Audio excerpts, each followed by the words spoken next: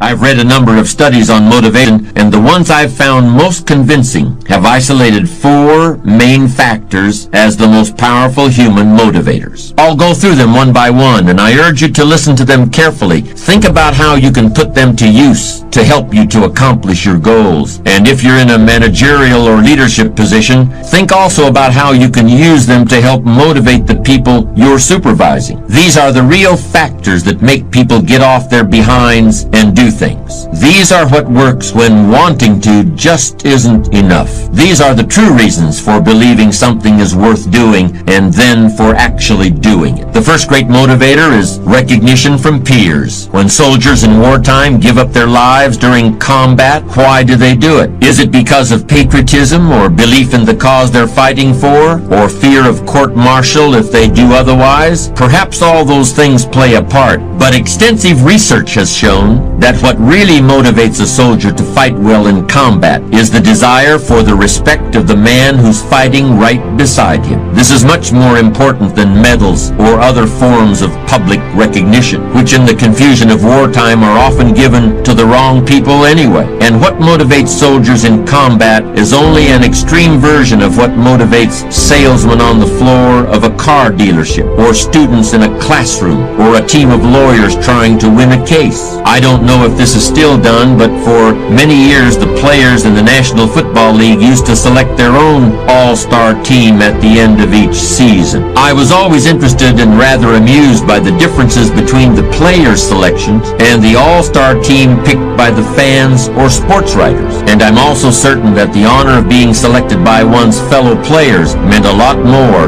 than any sort of recognition from someone sitting up in the grandstand with a hot dog in his mouth. Quite simply, recognition from peers is a truly powerful motivating force in any human activity. The second important motivator is recognition from respected experts or authorities. I can tell you that in my own life, this has been an extremely important factor. Mr. Schoaf, whom I mentioned a moment ago, was someone that I respected from the first moment I was introduced to him, and he was also someone whose respect I desperately wanted to earn. Has there been someone like that in your life, or is there such a person in your life right now? It's important to realize that a respected expert doesn't have to be a person who's known far and wide throughout the world. You are the one who establishes the qualifications, though very often people who you find impressive will be equally impressive to others. Once you've met such a person, or even if you've seen them from a distance or perhaps read an article about them in the paper, don't hesitate to politely approach them and introduce yourself. Unless you happen to catch them at a particularly difficult moment, most successful people are eager to help others and to pass on what they've learned. Sure, I was apprehensive about meeting Mr. Schoaf when I first saw him, but I shuddered to think what my life would be like if I hadn't done it. From a motivational point of view, the great thing about establishing a relationship with a mentor is that you eventually become so close to that person that you can almost hear them advising you, even when they're not really there. Earl Schoaf passed on years ago. He died suddenly at the age of only 49, but I still feel like he's talking to me every day. I still feel also that I want to earn his approval and respect.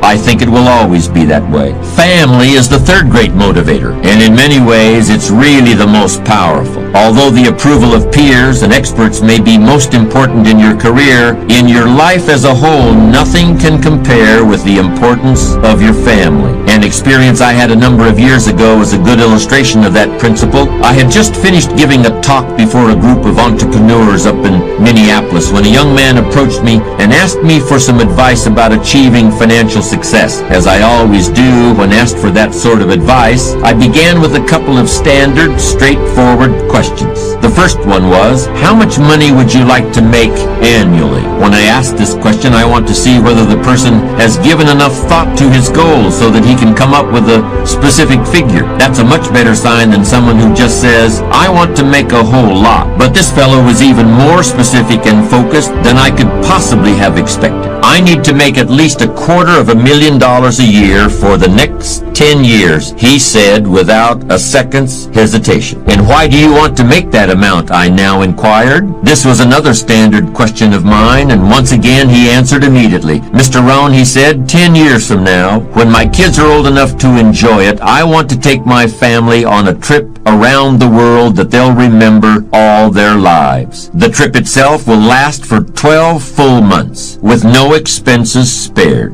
And in order to save enough money to make it happen, I will need an annual income of $250,000 for the next decade. There were literally tears in his eyes as he said this, and although I haven't heard from him since then, I have no doubt that he'll achieve his goal. In my mind's eye, I could picture him over the coming years working long hours, meeting deadlines, overcoming obstacles, doing everything it takes to be successful today, and doing it gladly. After all, he was motivated by something more than just simple desire for financial success and the material rewards that come with it. This man was working because he desired to give his wife and children a lifetime's worth of priceless memories. And if that isn't a reason to believe, I don't know what is. A person who can feel that level of emotion for other human beings is truly blessed. And a family who can have that sort of man for a father is truly blessed as well. The fourth and last achievement motivating factor I want to mention is closely related to the desire to benefit your family. In fact,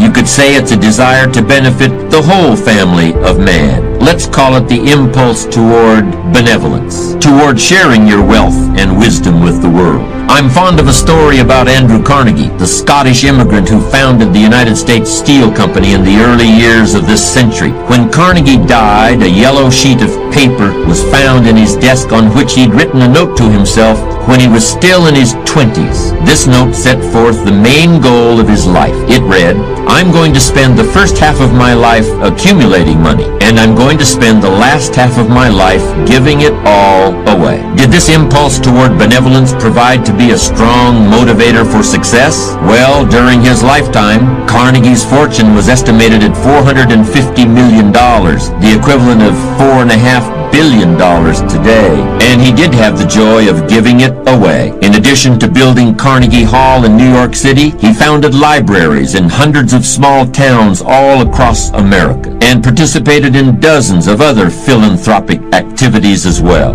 When we look at the four important motivators I've just discussed, what do we really see? The thing that I immediately notice is that they all involve other people, whether it's peers, mentors, family members, or simply fellow members of the human race. It's ironic, isn't it? In order to be successful, you need this very internal, very personal, very unique thing called strong character. But in order to acquire that innermost quality and set it to work, you need people other than yourself as reasons to believe. Maybe that's not true if you're the toughest man on earth. Maybe then you can do whatever needs to be done just because you set your mind to do it. The thing is, though, there's only one toughest man on earth at any one time, and I'm not the one. And I'm kind of glad about that too, because needing and working for other people is really what's made my life worthwhile. And I'm sure you feel the same way.